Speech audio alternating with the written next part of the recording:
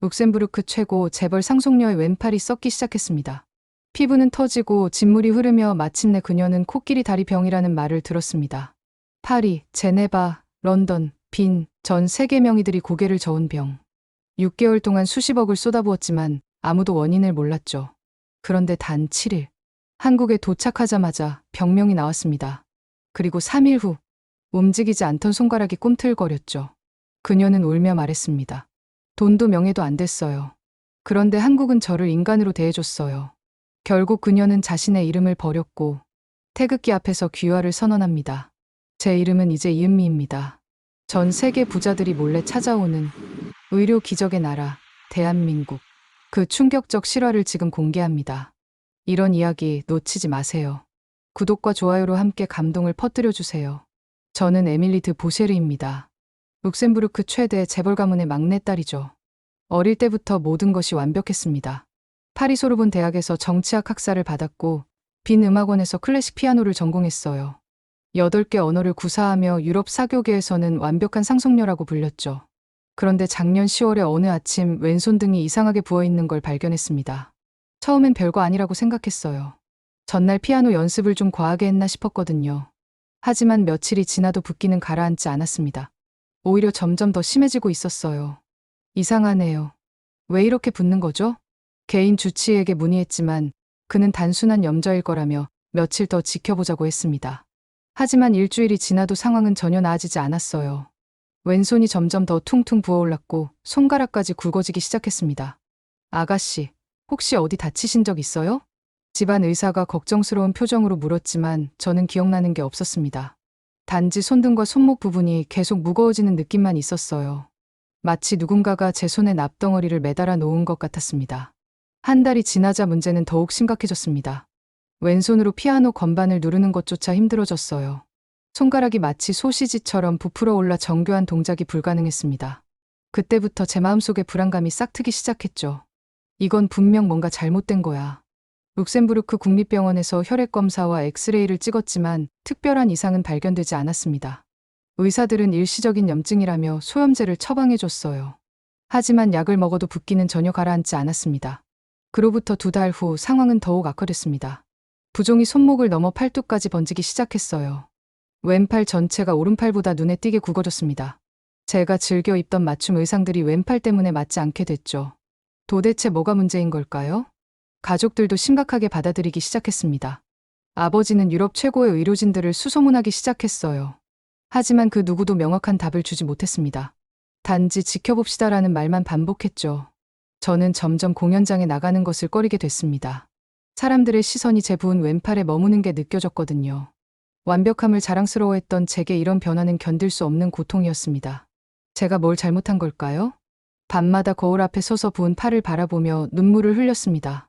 그때만 해도 저는 몰랐습니다. 이것이 단순한 부종이 아니라는 걸 말이에요.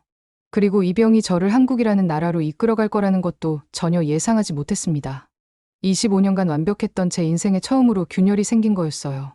아버지는 유럽 전역의 명의들을 수소문했습니다.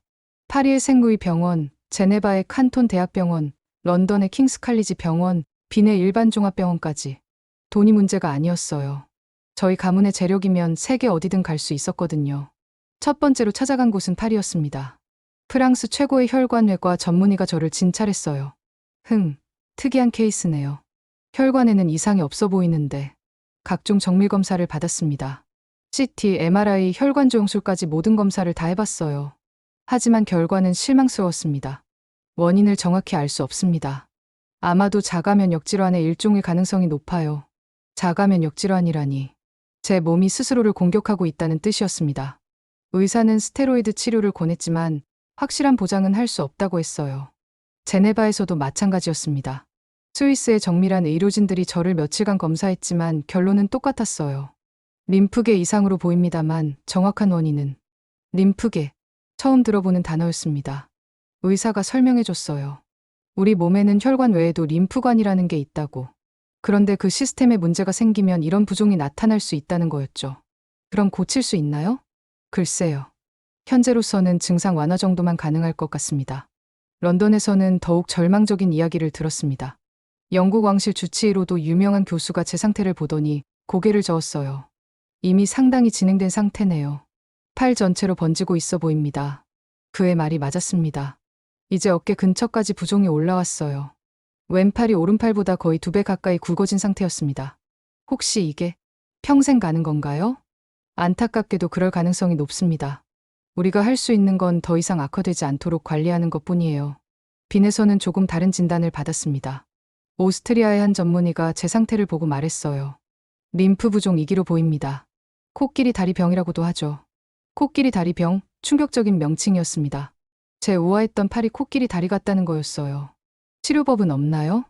물리치료와 압박요법 정도입니다. 하지만 완치는 어려워요. 6개월 동안 유럽 최고의 병원들을 전전했지만 아무도 명확한 답을 주지 못했습니다. 모두들 림프 부종, 자가면역 질환, 원인불명이라는 단어만 반복했어요. 그 사이 제 상태는 계속 악화됐습니다. 왼팔 피부가 거칠어지기 시작했어요. 마치 코끼리 가죽처럼 울퉁불퉁해졌습니다. 때로는 수포가 생겨 터지기도 했고 진물이 흐르기도 했어요. 이제 피아노는 완전히 포기해야겠어요. 손가락이 너무 부어서 건반을 제대로 누를 수 없었거든요. 제 인생에서 가장 소중했던 음악을 잃게 된 거였습니다. 사람들의 시선도 견디기 힘들었어요.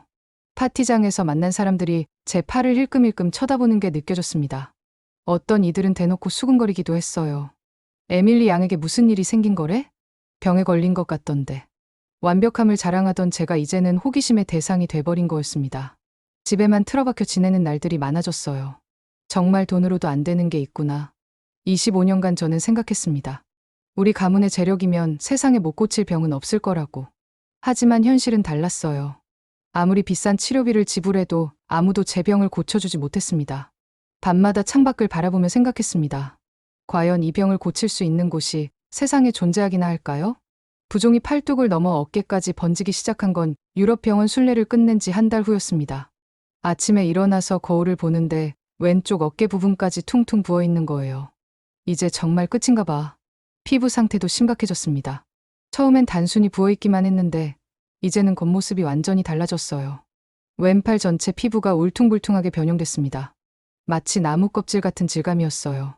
더 무서운 건 수포였습니다. 부은 부위 곳곳에 물집이 생기기 시작했거든요. 처음엔 작은 좁쌀만 했는데 점점 커졌어요. 그리고 어느 날 그 수포가 터졌습니다. 으악, 진물이 흘러나왔어요. 끈적끈적하고 냄새도 났습니다. 상처 부위는 아물지 않고 계속 진물이 나왔어요. 거즈로 감싸도 금세 젖어버렸습니다. 그때 룩셈부르크 언론에서 저에 대한 기사가 나왔어요. 누군가 몰래 찍은 사진이었습니다. 부은 팔을 숨기려고 긴 소매를 입었지만 어깨 부분의 변형은 감출 수 없었거든요. 룩셈부르크 재벌 상속녀, 코끼리 다리병 의혹. 제목을 보는 순간 세상이 무너지는 것 같았습니다. 코끼리 다리병이라니. 그들은 제 고귀했던 모습을 그런 식으로 표현했어요. 기사 내용은 더욱 충격적이었습니다. 한때 유럽 사교계의 꽃으로 불렸던 에밀리 드 보쉐르 양이 정체불명의 질병으로 고생하고 있다고 적혀 있었어요. 그리고 전문가들은 이를 코끼리 다리병으로 추정한다고 했습니다. 코끼리 다리병이요? 정말 그런 병이 있나요? 개인 주치의에게 물어봤습니다. 그는 난색을 표하며 말했어요. 의학적으로는 림프 부종이라고 부릅니다. 심한 경우 팔다리가 코끼리처럼 굵어진다고 해서 그런 이름이 붙었죠. 그럼 저도 정말 아직 확정할 수는 없습니다. 하지만 증상으로 봐서는 그의 말을 끝까지 들을 수 없었어요. 너무 충격적이었거든요. 저 같은 사람이 코끼리 다리병에 걸릴 줄이야. 언론의 관심은 계속됐습니다. 파파라치들이 저희 집 앞에서 기다리고 있었어요. 외출할 때마다 긴 소매 옷으로 팔을 가려야 했습니다. 에밀리 양, 치료는 잘 되고 있나요? 언제쯤 완치되실 예정인가요? 기자들의 질문이 쏟아졌지만 저는 대답할 수 없었어요. 치료는커녕 병명조차 확실하지 않았거든요. 상황은 더욱 악화됐습니다. 부종이 팔뚝 전체로 번지고 팔 전체가 무거워졌어요. 왼팔이 오른팔보다 거의 1.5배 가까이 굵어진 상태였습니다. 옷을 맞출 수가 없어요. 평소 거래하던 명품 브랜드 디자이너가 고개를 저었어요. 왼쪽과 오른쪽의 체형 차이가 너무 커서 옷을 만들 수 없다는 거였습니다. 혹시 휠체어를 준비하시는 게? 개인 간병인이 조심스럽게 제안했습니다. 부은 팔이 너무 무거워서 걸을 때 균형을 잡기 힘들어졌거든요. 휠체어라니.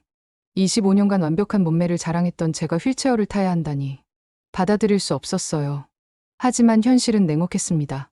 왼팔의 무게와 뻣뻣함 때문에 오래 서 있을 수 없었어요. 30분만 걸어도 어깨와 목이 아파왔습니다. 이제 정말 포기해야 하나? 거울 앞에 서서 변해버린 제 모습을 바라봤습니다. 한때 우아함의 상징이었던 제가 이제는 사람들이 피하고 싶어하는 모습이었어요. 가족들도 점점 저를 피하기 시작했습니다. 물론 겉으로는 걱정하는 척했지만 눈빛에서는 혐오감이 느껴졌어요. 상속녀가 아니라 병든 유물 같은 기분이었어요. 그때 제 마음은 정말 바닥까지 떨어져 있었습니다. 미래에 대한 희망도 없었고 치료 가능성도 보이지 않았어요. 그런데 그때였습니다. 운명을 바꿀 한마디를 듣게 된 건 말이에요. 그것도 가장 예상치 못한 곳에서였습니다. 그 말을 들은 건 아버지의 비즈니스 파트너였던 알렉스 뮬러에게서였습니다. 그는 룩셈부르크에서 아시아 투자를 전문으로 하는 컨설턴트였어요. 저희 집에 와서 아버지와 사업 이야기를 나누다가 제 상황을 알게 됐죠. 에밀리 양의 병 이야기를 들었습니다. 정말 안타깝네요. 유럽 최고 병원들을 다 가봤지만 소용없었어요. 아버지가 한숨을 쉬며 말했습니다. 그때 알렉스가 조용히 말했어요. 혹시 아시아 쪽은 알아보셨나요? 아시아요? 거기가 뭐 특별한가요? 저는 코웃음을 쳤습니다. 유럽 최고 의술로도 안 되는데 아시아에서 뭘 할 수 있겠어요? 지금 진짜 부자들은 미국도 독일도 아니에요. 한국으로 가요. 알렉스의 말에 저희는 모두 놀랐습니다. 한국이라니. 저는 한국에 대해 거의 아는 게 없었어요. 그냥 아시아 어딘가에 있는 작은 나라 정도로만 알고 있었거든요. 한국이요? 설마 농담이시죠? 전혀 농담이 아닙니다. 제가 투자 업무를 하면서 많은 부유층들을 만나는데 요즘은 정말 복잡한 수술이 필요하면 한국으로 가요. 알렉스는 확신에 찬 목소리로 말했습니다. 그리고 스마트폰을 꺼내더니 뭔가를 검색하기 시작했어요. 림프 부종 수술에서 한국이 세계 최고 수준입니다. 특히 미세수술 기술이 탁월해요. 화면에는 한국 병원들의 림프 부종 치료 사례들이 나왔습니다.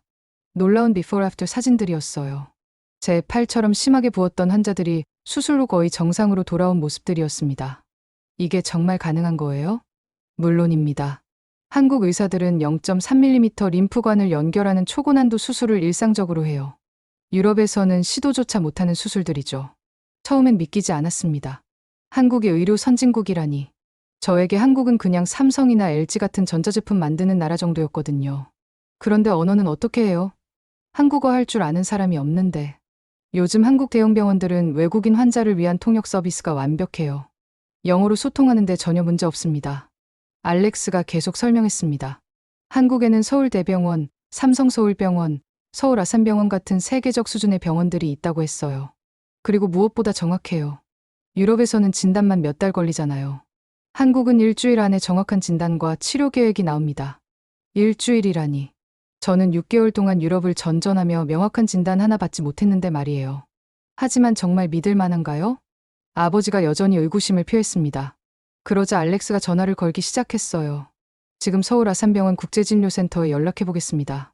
에밀리 양의 의료 기록을 보내면 사전 검토해 주거든요. 2시간 후 놀라운 일이 일어났습니다. 한국에서 답변이 왔어요. 제 사진과 유럽 병원 진단서를 보고 즉시 피드백을 준 거였습니다. 진행성 림프 부종 2기로 추정되며 림프정 맥문합술로 치료 가능할 것으로 판단됩니다. 한국 의사의 메시지였어요. 유럽 어느 의사도 확신을 갖고 말해주지 못했던 것을 한국 의사는 사진만 보고도 판단해낸 거였습니다. 정말 놀랍네요. 이렇게 빨리 답이 올 줄은. 한국 의료진의 케이스 분석 능력은 정말 탁월해요. 그리고 수술 성공률도 90%가 넘습니다. 그 순간 제 마음에 처음으로 희망이라는 감정이 싹 텄습니다. 정말 오랜만에 느끼는 감정이었어요. 그럼 정말 가봐야겠네요. 전용기 준비하겠습니다. 내일 당장 출발할 수 있어요. 아버지가 결단을 내렸습니다. 그리고 저도 마음을 굳혔어요. 내 손가락이 다시 움직이게만 된다면 그게 내 유일한 소원이에요. 그날 밤 저는 오랜만에 설렘을 느꼈습니다. 물론 두려움도 있었어요. 전혀 모르는 나라에 가는 거니까요. 하지만 희망이 더 컸습니다. 한국. 제 인생을 바꿀 수도 있는 나라. 과연 그곳에서 기적을 만날 수 있을까요? 인천공항에 도착한 건 현지 시간 오후 2시였습니다. 12시간의 긴 비행이었지만 설렘 때문에 잠을 이룰 수 없었어요. 공항에서부터 한국의 체계적인 시스템에 놀랐습니다. 에밀리 드 보셰르님이시죠. 서울 아산병원 국제진료센터에서 나왔습니다. 유창한 영어를 구사하는 직원이 저를 맞아줬어요. 전용차도 이미 준비돼 있었습니다. 바로 병원으로 가시겠어요? 아니면 호텔에서 휴식을 취하신 후에 바로 병원으로 가주세요.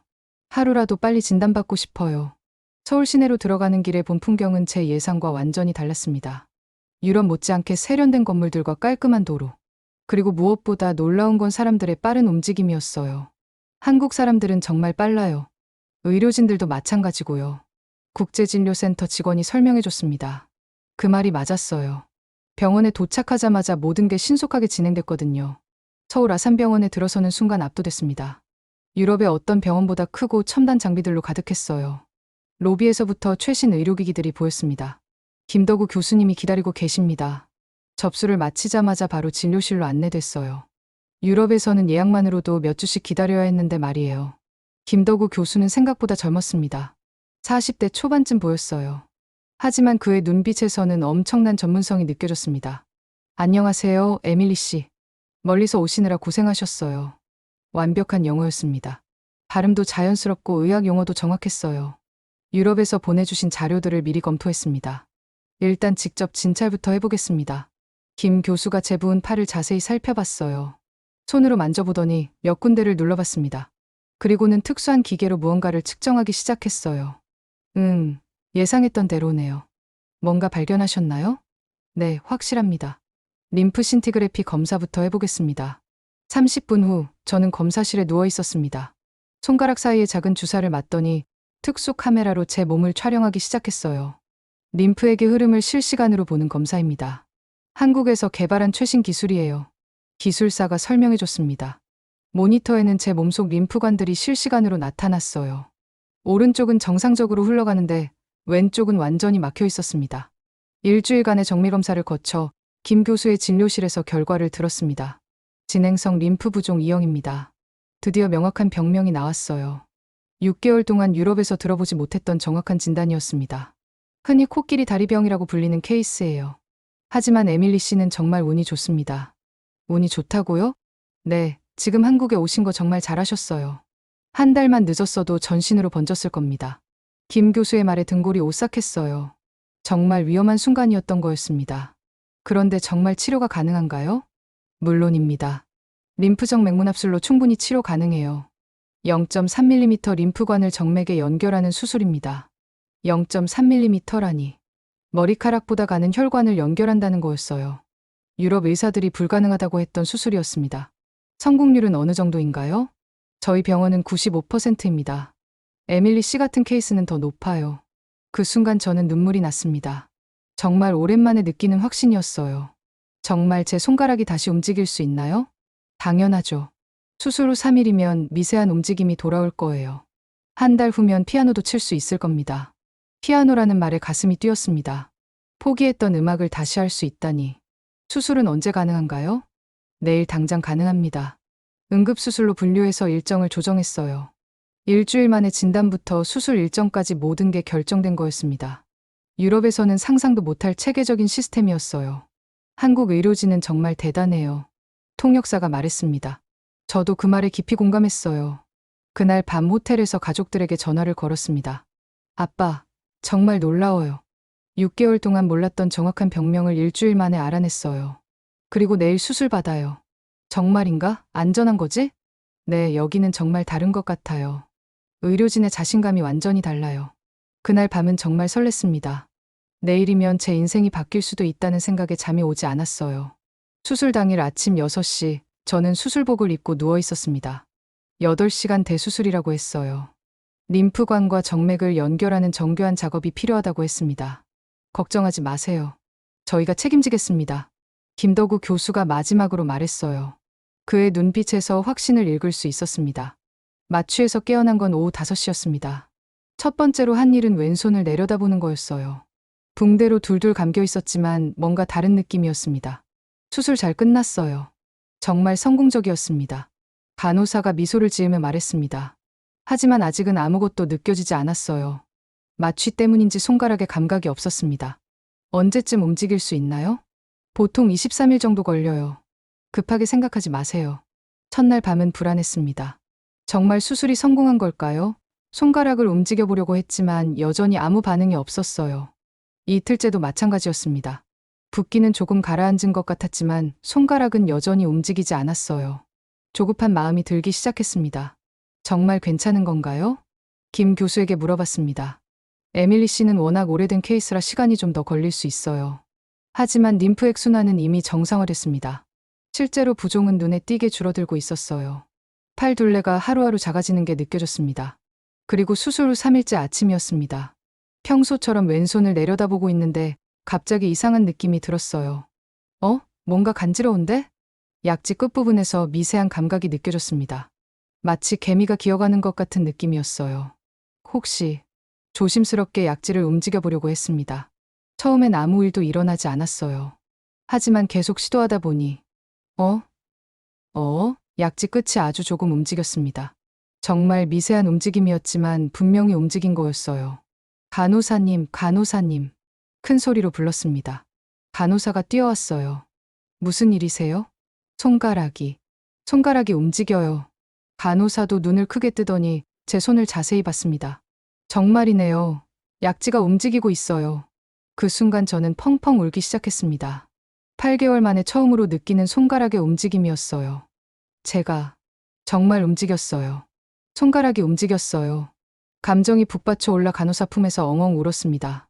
간호사도 함께 눈물을 흘렸어요. 축하드려요. 정말 다행이에요. 김 교수가 달려왔습니다. 제 손가락 움직임을 확인하더니 만족스러운 표정을 지었어요. 예상보다 빨라요. 정말 잘 회복되고 있습니다. 그날부터 매일매일이 기적이었습니다. 하루가 지날 때마다 움직이는 손가락이 늘어났어요. 약지 다음엔 중지, 그 다음엔 검지까지. 와, 이제 3개 손가락이 움직여요. 재활치료사와 함께 손가락 운동을 할 때마다 신기했습니다. 잃어버렸던 감각들이 하나하나 돌아오고 있었어요. 일주일 후에는 주먹을 쥘 수 있게 됐습니다. 완전하지는 않았지만 손가락들이 구부러지는 거였어요. 정말 놀라워요. 이런 기적이 가능하다니. 기적이 아니에요. 한국 의료진의 실력이죠. 통역사가 말했습니다. 정말 그런 것 같았어요. 2주 후에는 더 놀라운 일이 일어났습니다. 병원 로비에 있던 피아노 앞에 앉게 된 거예요. 정말 칠 수 있을까요? 떨리는 마음으로 건반에 손을 올렸습니다. 오른손으로 먼저 간단한 멜로디를 연주해봤어요. 그리고 조심스럽게 왼손도 올렸습니다. 도, 레, 미. 왼손가락들이 하나씩 건반을 눌렀습니다. 소리가 났어요. 정말 소리가 났습니다. 드뷔시의 달빛을 연주해보고 싶어요. 제가 가장 좋아하는 곡이었어요. 오른손으로 멜로디를 연주하고 왼손으로 반주를 넣었습니다. 완벽하지는 않았어요. 왼손가락들이 아직 완전히 회복되지 않았거든요. 하지만 음악이 나왔습니다. 제 손에서 다시 음악이 나오고 있었어요. 정말 감사해요. 눈물이 또 나왔습니다. 그날 이후로 저는 한국 의료진을 천사라고 부르기 시작했어요. 정말 제게 날개를 다시 달아준 사람들이었거든요. 이제 완전히 새로운 인생이 시작됐어요. 그날 밤 가족들에게 보낸 영상 메시지였습니다. 피아노 연주하는 모습을 찍어서 보냈어요. 가족들도 믿을 수 없어 했습니다. 한국에서의 치료는 정말 기적이었어요. 하지만 진짜 기적은 이제부터 시작이었습니다. 치료가 순조롭게 진행되면서 저는 병원 생활에 익숙해졌습니다. 처음엔 VIP 병실에서만 지냈는데 점점 병원 곳곳을 돌아다니게 됐어요. 어느 날 점심시간에 병원 식당에 갔습니다. 평소엔 룸서비스로 식사를 했는데 그날은 왠지 밖으로 나가고 싶었거든요. 식당에 들어서니 여러 환자들과 보호자들이 함께 식사하고 있었어요. 저는 구석 테이블에 혼자 앉아 샐러드를 주문했습니다. 아이고, 젊은 처자가 혼자 앉아있네. 옆 테이블에 계시던 할머니 한 분이 말씀하셨어요. 70대쯤 되어 보이는 분이었습니다. 여기 와서 우리랑 같이 먹어. 괜찮습니다.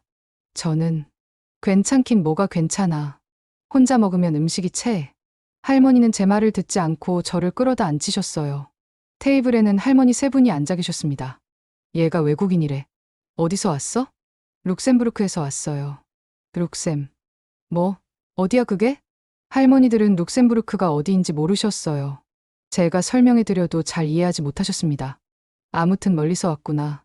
뭐 아파서 왔어? 손이 아팠는데 수술받고 나왔어요. 아이고 어린 것이 고생했네. 많이 아팠지? 할머니가 제 손을 보시더니 안쓰러워하셨어요. 그리고는 갑자기 반찬을 제 앞에 놓기 시작하셨습니다. 김치찌개 먹어봐. 이거 먹으면 기운나. 아니에요. 저는 샐러드만. 샐러드로는 힘이 안 나. 이거 먹어야 해. 할머니가 김치찌개를 한 숟가락 떠서 제 입에 넣어주셨어요. 처음 맛보는 김치찌개였습니다. 어때? 맛있지? 매콤하면서도 구수한 맛이었어요. 뭔가 따뜻한 느낌이 들었습니다. 네, 맛있어요. 그럼 많이 먹어. 몸이 약해서 그런 병 걸리는 거야. 할머니들은 제가 누구인지도 어떤 집안 출신인지도 모르셨어요. 그냥 아픈 젊은 사람으로만 보셨습니다. 우리 손녀랑 나이가 비슷하네. 혼자 와서 무섭지? 처음엔 무서웠는데 지금은 괜찮아요. 한국 음식은 어때? 입에 맞아? 김치찌개가 정말 맛있어요. 할머니들은 정말 친절하셨어요. 마치 손녀를 대하듯이 저를 챙겨주셨습니다. 병원 음식은 짜요. 집에서 해준 거 먹어야 하는데. 괜찮아요. 저는 병원 음식도 맛있게 먹고 있어요. 에이, 그래도 집밥이 최고지. 우리 집에 놀러와. 맛있는 거 해줄게. 할머니가 정말로 집에 초대해 주셨어요. 처음 만난 외국인을 집에 초대하다니. 정말 놀라웠습니다. 그날부터 저는 자주 병원 식당에 갔습니다. 할머니들과 함께 식사하는 게 좋았거든요. 오늘은 어때? 손 많이 나아졌어? 네, 이제 피아노도 칠 수 있어요. 피아노? 우와, 대단하다. 우리한테 한번 쳐줘.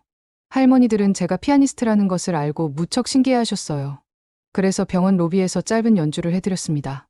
야, 정말 잘한다. 손가락이 요술손이네. 할머니들의 박수 소리에 다른 환자들도 모여들었어요. 그렇게 즉석 콘서트가 열렸습니다. 고마워. 덕분에 좋은 음악 들었다. 병원에서 이런 음악 듣기 힘든데 정말 좋네. 사람들의 반응이 너무 따뜻했어요. 유럽에서는 제 연주를 들으면 역시 보쉐르 가문답다라고 했는데 여기서는 그냥 고맙다고 하셨습니다. 어느 날 저녁 할머니 한 분이 직접 만든 음식을 가져오셨어요. 우리 집에서 끓인 미역국이야. 몸에 좋으니까 먹어. 정말 괜찮아요. 이런 걸 왜? 아픈 사람한테 좋은 음식 해주는 게 당연하지. 뭘 그런 걸 말해. 그 순간 가슴이 뭉클했습니다. 돈도 명성도 모르는 사람이 저를 이렇게 챙겨주다니. 그날 밤 일기에 적었습니다. 이곳 사람들은 날 환자라고 보지 않아요. 그냥 한 사람으로 봐줘요. 돈도 명성도 없이 인간으로 대해준 건 처음이에요. 25년간 저는 항상 보쉐르 가문의 딸이었습니다. 재벌 상속녀였고 완벽한 여성이었어요. 하지만 여기서는 그냥 에밀리였습니다. 한국 사람들은 참 따뜻해요. 통역사에게 말했더니 그가 웃으며 답했어요. 정이라는 게 있어요. 가족이 아니어도 가족처럼 대하는 거죠. 정. 처음 들어보는 단어였지만 뜻은 충분히 이해할 수 있었어요. 퇴원을 며칠 앞둔 어느 날 할머니들이 깜짝 선물을 준비해 오셨어요. 에밀리아, 이거 가져가. 한복이었습니다. 연보라색의 아름다운 한복이었어요. 할머니들이 돈 모아서 산 거야. 한국 옷 입고 사진 찍어. 눈물이 났습니다. 제가 뭘 해드린 것도 없는데 이런 선물을 주시다니. 정말 고마워요. 평생 간직할게요. 한복을 입고 찍은 사진은 제 인생에서 가장 소중한 사진이 됐습니다. 그 사진 속 제 표정은 정말 행복해 보였어요. 룩셈부르크에서는 모든 게 완벽했지만 차가웠습니다. 여기서는 완벽하지 않지만 따뜻했어요. 그리고 저는 따뜻함이 훨씬 소중하다는 걸 깨달았습니다. 치료 완료 판정을 받은 날, 저는 인생에서 가장 중요한 결정을 내렸습니다. 룩셈부르크로 돌아가지 않고 한국에서 살기로 한 거예요. 정말 확실해요? 가족들이 기다리고 있잖아요. 김덕우 교수가 걱정스러운 표정으로 물었습니다. 하지만 제 마음은 이미 정해져 있었어요. 네, 확실해요. 이곳이 제게는 진짜 고향이에요. 한 달 전 저는 가족들에게 전화를 걸어 제 결심을 알렸습니다. 아빠, 저 한국에서 살기로 했어요. 뭐라고? 에밀리, 정신 차려. 넌 보쉐르 가문의 상속녀야. 그게 중요한 게 아니에요. 저는 여기서 진짜 저를 찾았어요. 아버지는 화를 냈습니다. 어머니도 울면서 말렸어요. 하지만 저는 흔들리지 않았습니다. 손가락만 고치고 오는 게 아니었나? 처음엔 그랬어요. 하지만 여기서 제가 진짜 원하던 삶을 발견했어요. 가족들은 이해하지 못했습니다. 왜 완벽한 삶을 포기하고 이상한 나라에서 살려고 하는지 말이에요. 하지만 저에게는 확신이 있었습니다. 돈과 명예보다 더 소중한 걸 한국에서 배웠거든요. 바로 진정한 인간관계였어요. 오늘은 서울 출입국 외국인청에 왔습니다. 영주권 신청을 위해서였어요. 나중에는 귀화도 하고 싶지만 일단 첫걸음부터 내딛기로 했습니다. 영주권 신청하시는 거죠? 서류 준비 잘하셨네요. 담당 공무원이 말했습니다. 네, 한국에서 계속 살고 싶어요. 그럼 한국 이름도 미리 생각해 두세요. 나중에 귀화할 때 필요하거든요. 이은미로 하고 싶어요. 병원에서 만난 할머니들이 지어준 이름이었습니다. 은혜로운 아름다움이라는 뜻이라고 하셨어요. 좋은 이름이네요. 영주권부터 차근차근 진행해 보세요. 영주권 신청서에 사인을 하는 순간 정말 떨렸습니다. 한국에서의 새로운 삶을 시작하는 순간이었어요. 축하합니다. 이제 한국에서 정식으로 살 수 있어요. 공무원이 웃으며 말했습니다. 그 순간 가슴이 벅차올랐어요. 감사합니다. 정말 감사해요. 청사를 나오면서 태극기를 바라봤습니다. 언젠가는 저희 국기가 될 수도 있겠다는 생각이 들었어요. 조심스럽게 다가가서 깃대를 어루만졌습니다. 이 나라가 제게 두 번째 생명을 주었어요. 저녁에는 병원 할머니들과 함께 축하 파티를 했습니다. 우리 은미가 이제 한국에서 계속 살게 됐네. 축하해, 축하해. 할머니들이 박수를 치며 기뻐해 주셨어요. 그 모습을 보니 눈물이 났습니다. 할머니들 덕분이에요. 정말 고마워요. 뭘 고마워해. 우리도 좋은 손녀 생겨서 좋아. 그날 밤 저는 한국어로 일기를 써봤습니다. 아직 서툴렀지만 제 마음을 담았어요. 오늘부터 나는 한국에서 사는 에밀리입니다. 언젠가는 이은미가 되고 싶어요. 정말 행복해요.